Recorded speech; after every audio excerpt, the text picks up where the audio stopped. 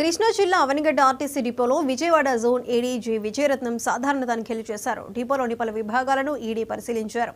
ఉత్తమ సేవలు అందించిన కార్మికులకు విజయరత్నం ప్రశంసా పత్రాలు అందించారు. సంస్థ అభివృద్ధికి ప్రతి ఉద్యోగి నిబద్ధతతో పనిచేయాలి. ఒత్తిడులను అధిగమించి విధులను సమర్థవంతంగా నిర్వహించాలి. ప్రయాణికులను సకాలంలో సౌకర్యవంతంగా గమ్యస్థానాలకు చేర్చడంలో సిబ్బంది భాగస్వాములు కావాలని విజయరత్నం దిశానిర్దేశం చేశారు. త్వరలో ఉద్యోగ నియామకాలకు సంస్థ సన్నాహాలు చేస్తుంది. డిపో పరిధిలో ఉన్న సమస్యల పరిష్కారానికి కృషి చేస్తున్నామని విజయరత్నం సిబ్బంది కార్మికులకు భరోసా ఇచ్చారు. డిపో పర్ఫార్మెన్స్ అంతా కూడా అప్లై చేశాము. లాస్ట్ ఇయర్ మీద ఆక్యుపెన్సీ రేషియో కొంచెం ఇంప్రూవ్మెంట్ ఉంది. లాస్ట్ ఇయర్ మీద దాదాపుగా 66% ఓవర్తోటి ఈ డిపో నడుస్తూ ఉంది. ఇంకా 70, 73 వరకు వచ్చే అవకాశాలు ఉన్నాయి. కాబట్టి ఈ డిపో పొటెన్షియాలిటీ మీద ఇంకా ఉద్యోగస్తులందరికీ కూడా విన్నవించి ఆ పొటెన్షియాలిటీని మరి గ్రాప్ చేయాల్సిందిగా తీసుకోవాల్సిందిగా అందరికీ కూడా సిబ్బందికి అందరికీ కూడా తెలియజేయడం జరిగింది.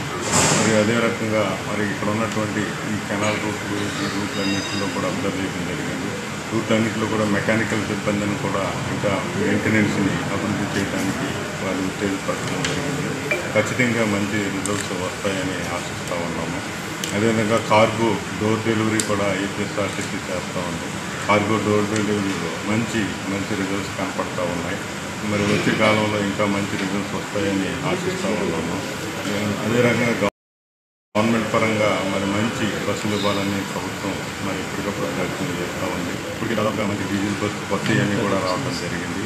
ఇంకా ఎలక్ట్రికల్ బస్సులు కూడా ఇవ్వడానికి మరి ప్రభుత్వాలు సన్నాహాలు చేస్తూ ఉన్నాయి. అవన్నీ కూడా తొందరలో ఉంటాయి.